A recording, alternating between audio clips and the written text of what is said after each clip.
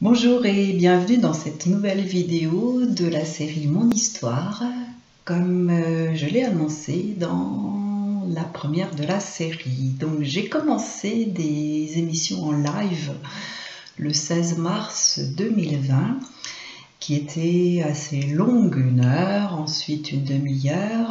Au début, je m'adressais aux écrivains et aux écrivaines pour rompre la solitude et écrire ensemble. Et effectivement, l'émission était plutôt bonne pour le son et plutôt hachée pour l'image. Et là, j'entame une nouvelle série, donc sur mon histoire, avec des thèmes, des sous-thèmes. Le thème d'aujourd'hui est la voix. Je suis donc Dominique Chélan, autrice, réalisatrice et formatrice. Je propose des ateliers pitch. Alors le pitch, eh bien oui, peut-être que certains le savent.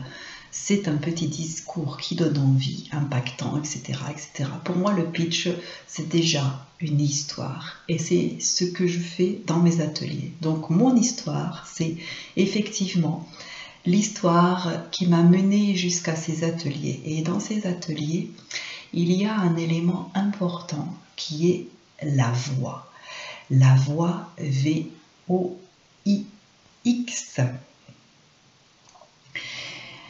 La voix, donc, c'est ce que j'écris quand je suis auteur ou autrice. Donc, par exemple, Lina et Lino, qui est un des 2 albums pour enfants que j'ai édité. Et si je lis un passage de Lina et Lino, Lino aimerait sauter à travers les cerceaux, eh bien, vous entendez ma voix. Et ce qui est curieux dans le langage français, en tout cas, si l'on prend des synonymes de voix, nous avons la voix V-O-I-E, qui est le chemin ou la route, et aussi le verbe voir, qui lorsqu'il se conjugue, nous laisse entendre le même mot, voix. Donc la voix, ça peut être je vois, ça peut être la voie, le chemin, et peut-être que c'est trouver sa voix avec sa voix. Donc parler, l'art oratoire, comme le disaient peut-être les Romains ou les Grecs, et le disent peut-être certains philosophes ou certains hommes ou femmes littéraires, eh bien c'est un outil. Je dis outil, en tout cas c'est quelque chose que nous avons tous. Et j'ai appris quelque chose d'assez surprenant lors d'un cours de chant avec une dame qui s'appelle Ingrid Vignier, je crois que je dis bien son nom, qui est donc professeure de chant et chanteuse. C'est que lorsque je parle ou lorsque je chante, eh bien en fait je souffle. Donc pour parler, pour chanter, nous avons besoin de bien respirer. La respiration, c'est très curieux parce que c'est quelque chose dont j'ai parlé ce matin avec une coach qui s'appelle Véronique Redon, dont vous pouvez voir l'interview sur ma chaîne YouTube. Au passage, si vous n'êtes pas encore abonné, eh bien abonnez-vous. Cela permet de faire remonter dans votre fil d'actualité mes nouvelles vidéos. La cloche, c'est pour être informé des nouvelles vidéos. Et puis un pouce, puisque le pouce en l'air surtout, qui date, je le disais dans une de mes émissions, eh bien du temps des Romains qui, dans les arènes, les jeux d'arène, pouce en l'air et pouce en bas. Nous sommes quand même à l'ère de Facebook qui a peut-être introduit ce pouce en l'air et ce pouce en bas, et c'était quand même pour condamner un homme à mort. Donc pensez bien à ce que vous faites quand vous mettez un pouce en bas. Personnellement, si je l'ai fait, ou je dirais une dizaine ou une vingtaine de fois, c'est très peu, et aujourd'hui j'ai complètement arrêté les pouces en bas. Je ne mets que des pouces en haut. ou bien 0 pouce. C'est pas forcément un oubli, c'est juste que je reste neutre, ça c'est tout à fait possible. Donc la voix, elle permet quoi?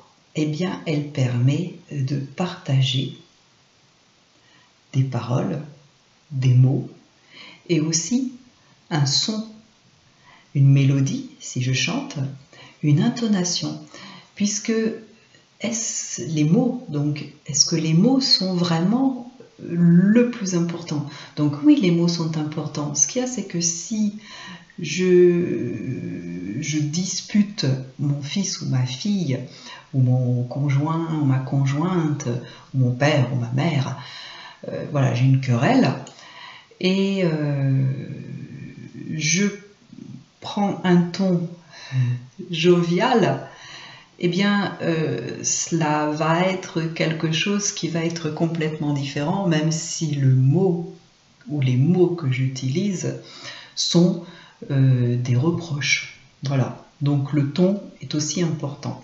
Au passage, je fais coucou à Maria et à Solange qui me suivent, je le sais, et je les en remercie officiellement dans cette vidéo.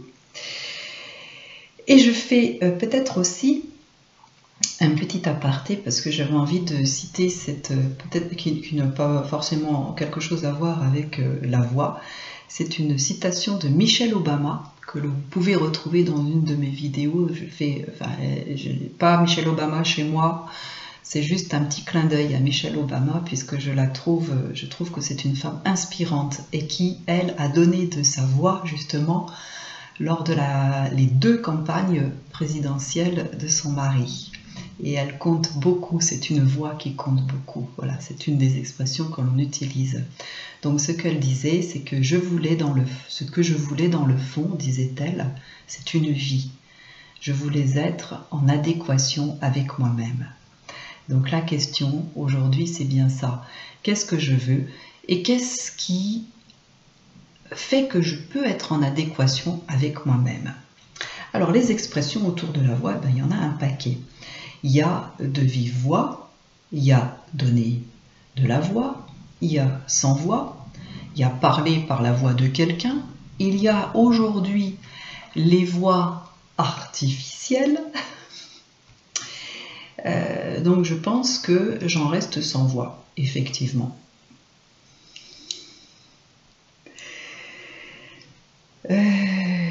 Une citation, la voix est un second visage, d'un monsieur que j'ai trouvé que c'est très sympa, Gérard Bauer, qui est né en 1888, mort en 1969, dans un livre qui s'appelle Carnet à Gallimard. Et effectivement, cela apporte de la couleur à un visage.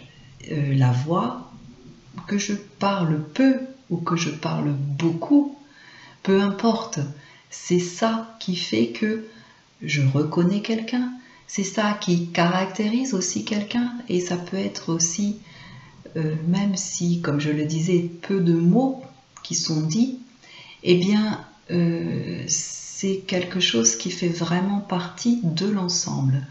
Dans les ateliers pitch que je propose, effectivement, c'est quelque chose à quoi je demande d'être attentif. Donc ces ateliers, je les propose avec le déconfinement qui arrive en présentiel, donc chez moi, comme je les faisais avant le confinement, pour les personnes qui le désirent. Et puisque maintenant je suis aussi formatrice en ligne, en live comme on dit, eh bien il est possible d'assister à ces ateliers et de faire ces ateliers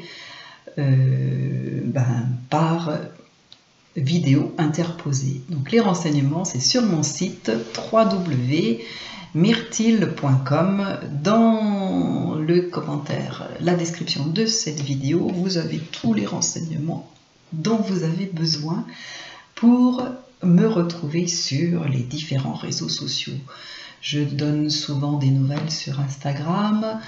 Laissez votre mail sur mon site dans le contact pour recevoir en primeur les newsletters, en tout cas les billets d'humeur comme je les appelle, parce que je donne aussi de la voix sur les boîtes mail, donc par écrit, c'est une voix écrite.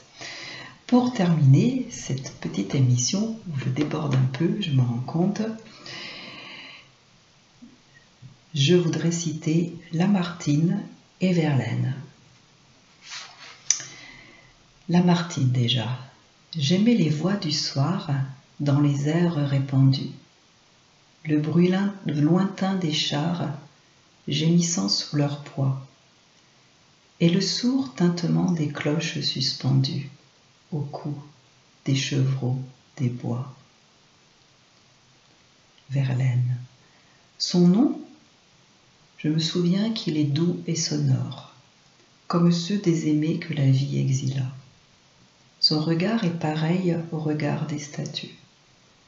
Et pour sa voix lointaine et calme et grave, elle a l'inflexion des voix chères qui se sont tues. Je vous remercie beaucoup d'avoir regardé cette vidéo. Je vous donne rendez-vous pour une prochaine vidéo sur un thème différent qui continue la série Mon Histoire.